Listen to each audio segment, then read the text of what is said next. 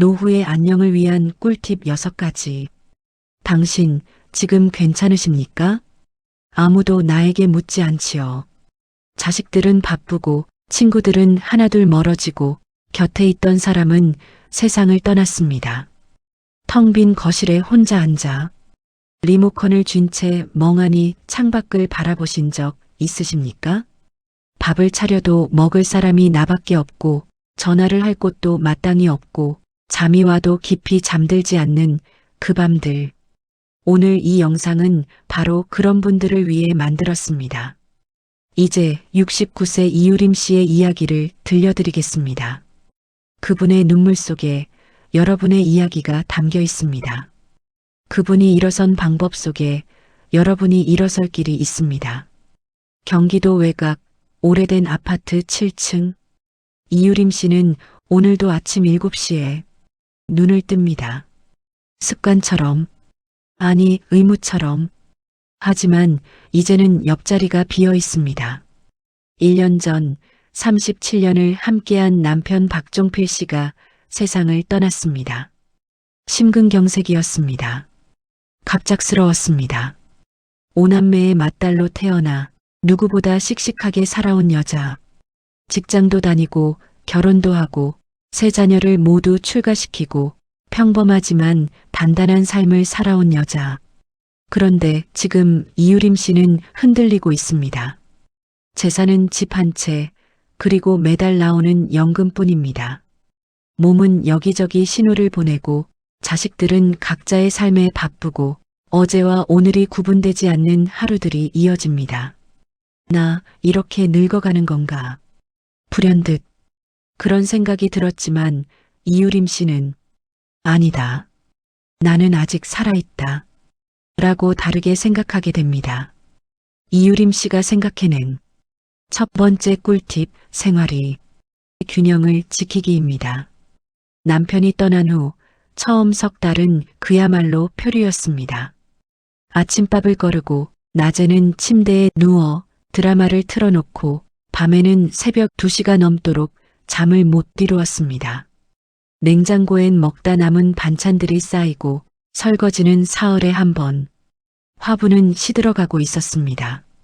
막내딸 수진이가 주말에 들렀다가 말했습니다. 엄마, 집이 왜 이래요? 어디 아파요? 이유림 씨는 괜찮다고 했습니다. 하지만 괜찮지 않았습니다. 사별 후 나타나는 이 현상은 심리학에서 애도 반응이라고 부릅니다. 삶의 리듬을 함께 만들어 온 사람이 사라질 때 사람은 시간의 감각 자체를 잃어버립니다. 아침에 일어나야 할 이유, 밥을 차려야 할 이유, 씻어야 할 이유.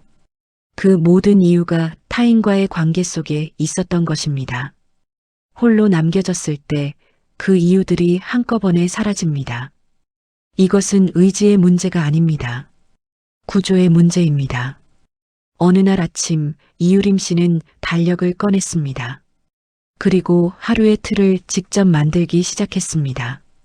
오전 7시 기상 세안, 스트레칭 10분, 오전 8시 간단한 아침 식사, 오전 10시 산책 30분, 날씨 무관.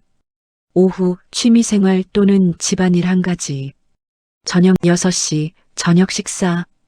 밤 10시 취침. 처음엔 억지로 했습니다. 두 번째 주엔 익숙해졌습니다. 한 달이 지나자 몸이 먼저 기억했습니다. 구조가 생기니 하루가 보였습니다.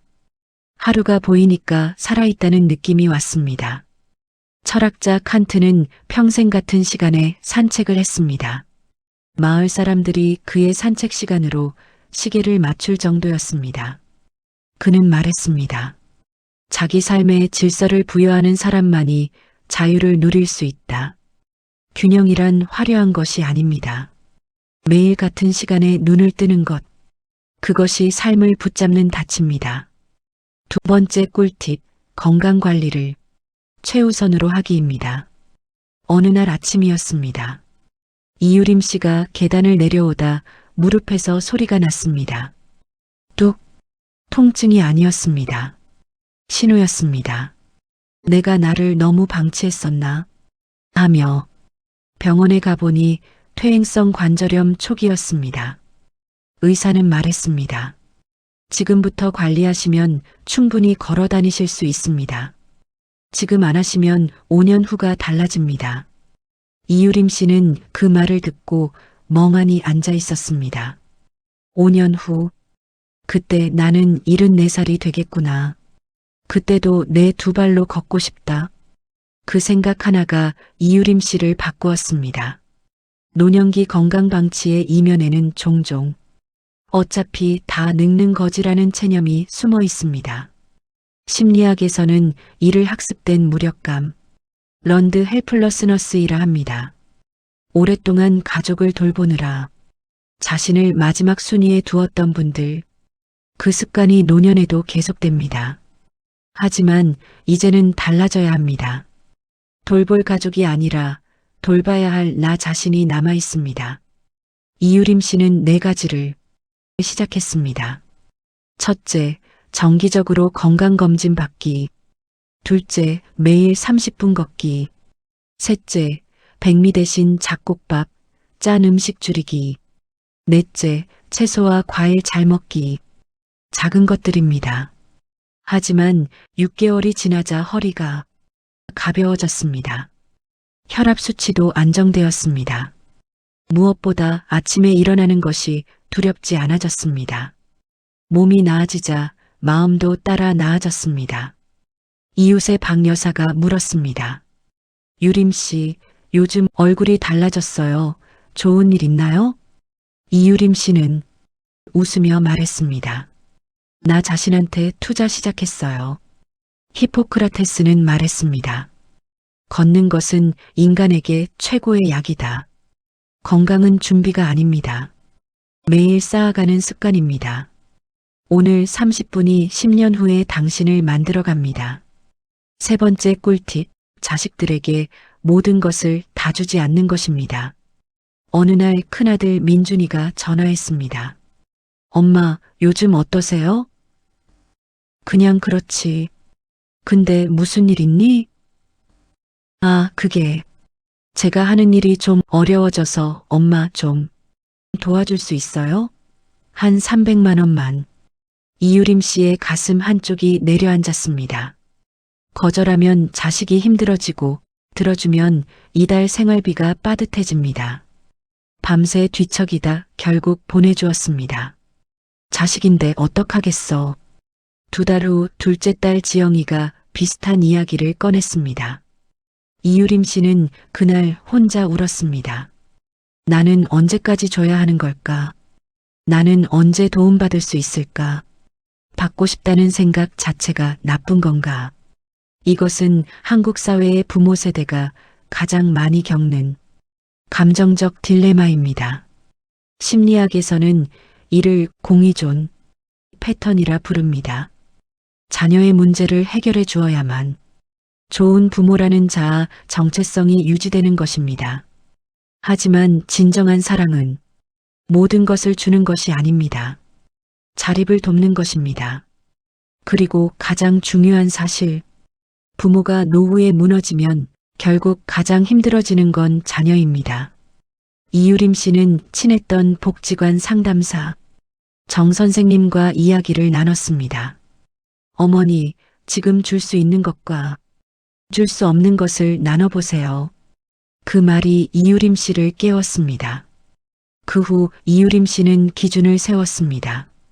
연금에서 생활비를 먼저 지키고 의료비와 비상금을 따로 남기고 남는 것이 있을 때만 그것도 돌려받지 않을 금액만 준다. 그런데 아들이 또 부탁을 해왔습니다. 유림 씨는 차분하게 아들 민준에게 말했습니다. 민준아, 섭섭하게 생각하지 말고 엄마 말 들어봐. 엄마도 이제 노후 준비를 해야 해. 내가 어렵다는 거 알아. 그런데 엄마도 한계가 있어. 엄마가 건강하게 버텨야 내가 나중에 덜 힘들어. 처음엔 민준이 잠시 침묵했습니다. 그러나 이내 말했습니다. 엄마 말씀 맞아요. 죄송해요. 제가 생각이 짧았던 것 같아요. 엄마, 제 문제는 제가 알아서 잘 해결해 볼게요. 민준이의 그 말에 이유림 씨는 가슴이 찡했습니다. 경계는 차가운 것이 아닙니다. 사랑을 오래 유지하기 위한 따뜻한 울타리입니다. 노자는 말했습니다. 지족자부하라. 부족함을 아는 자가 진정 부유하다. 자식에게 줄 수 있는 가장 큰 선물은 부모가 스스로 당당하게 서 있는 모습입니다. 네 번째 꿀팁. 작은 수입이라도 흐름을 만드는 것입니다. 이유림 씨는 손재주가 좋았습니다. 젊을 때부터 뜨개질과 천연염색을 즐겼습니다. 어느 날 복지관에서 공예 강사를 구한다는 공고를 받습니다. 보수는 월 20만 원. 유림 씨는 주저했습니다. 내가 무슨 강사야, 나이도 있고 하며 망설이다가 용기를 내서 신청했습니다. 첫 수업날 손이 떨렸습니다. 수강생들은 모두 6, 70대 어르신들이었습니다. 이유림 씨보다 나이 드신 분도 있었습니다. 수업이 끝나고 한 할머니가 다가와 말했습니다. 선생님 덕분에 오늘 너무 즐거웠어요. 이유림 씨는 집에 오는 길에 눈물이 났습니다.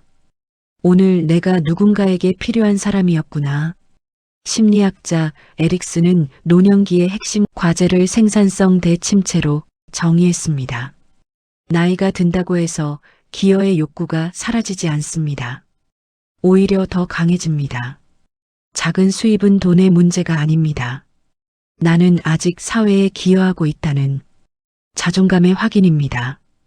이유림 씨는 이후 동네 맘카페에 손뜨개 강습 소모임을 열었습니다. 한 달에 몇 번 소정의 재료비를 받고 큰 돈이 아니었습니다. 하지만 그 흐름이 만들어지자 이유림 씨의 표정이 달라졌습니다. 나가는 돈만 있는 삶과 들어오는 돈이 조금이라도 있는 삶은 심리적으로 완전히 다릅니다. 탈무드에는 이런 말이 있습니다. 자신의 빵을 스스로 버는 자에게는 품위가 있다. 금액이 중요한 것이 아닙니다. 흐름이 중요합니다. 당신이 세상과 연결되어 있다는 증거입니다. 다섯 번째 꿀팁. 돈보다 인간관계를 소중히 여기기입니다. 이유림 씨에게는 40년 지기 친구 오명숙이 있습니다. 젊을 때는 매주 만났지만 남편들 챙기고 자식들 키우다 보니 어느새 1년에 한두 번 보는 사이가 되었습니다. 어느 날 이유림 씨가 먼저 전화했습니다. 명수가 나야. 잘 지내? 잠깐 침묵 후 명숙이 말했습니다. 유림아, 나 사실 요즘 너무 힘들었어. 내 전화 진짜 기다렸다. 그 말을 듣고 유림 씨는 가슴이 찡하고 눈시울이 붉어졌습니다. 두 사람은 2시간을 통화했습니다. 서로의 외로움을 털어놓았습니다. 울기도 했습니다. 웃기도 했습니다. 전화를 끊고 이유림 씨는 생각했습니다. 이 사람이 내 곁에 있었구나. 내가 먼저 손 내밀면 되는 거였구나. 하버드 대학교의 75년 장기 연구, 인생의 좋은 삶 연구는 결론을 이렇게 냈습니다. 인간을 건강하고 행복하게 만드는 것은 부도 명예도 아니다. 바로 좋은 관계다. 노년의 외로움은 흡연만큼 건강에 해롭다는 연구 결과도 있습니다. 사람은 사람으로 삽니다. 이유림 씨는 3가지 대인관계의 습관을 만들었습니다. 첫째, 일주일에 한 번 이상 친구에게 먼저 연락하기. 둘째, 복지관 모임에 정기적으로 나가기. 셋째, 이웃 박 여사와 매일 산책 함께하기. 처음엔 귀찮았습니다.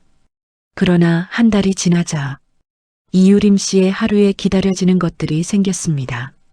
박 여사가 챙겨다 준 호박죽 한 그릇, 명숙이의 주말 문자, 복지관에서 웃음을 나눈 어르신들. 이유림 씨는 말합니다. 돈이 있어도 혼자면 가난한 거예요.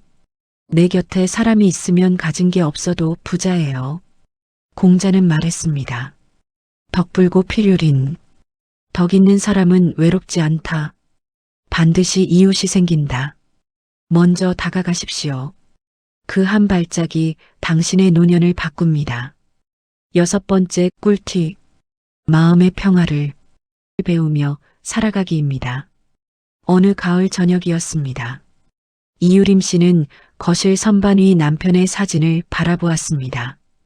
환하게 웃고 있는 박종필 씨의 얼굴. 그동안은 그 사진을 보면 가슴이 무너졌습니다. 그런데 그날은 달랐습니다. 고마워요. 37년 동안 곁에 있어줘서 이제 나 혼자서도 잘 살아볼게요. 이렇게 말하는 유림 씨의 눈에서 눈물이 흘렀습니다. 그러나 그 눈물은 슬픔이 아니었습니다. 감사였습니다. 그리고 작별이었습니다. 그 순간부터 이유림 씨는 조금씩 가벼워졌습니다.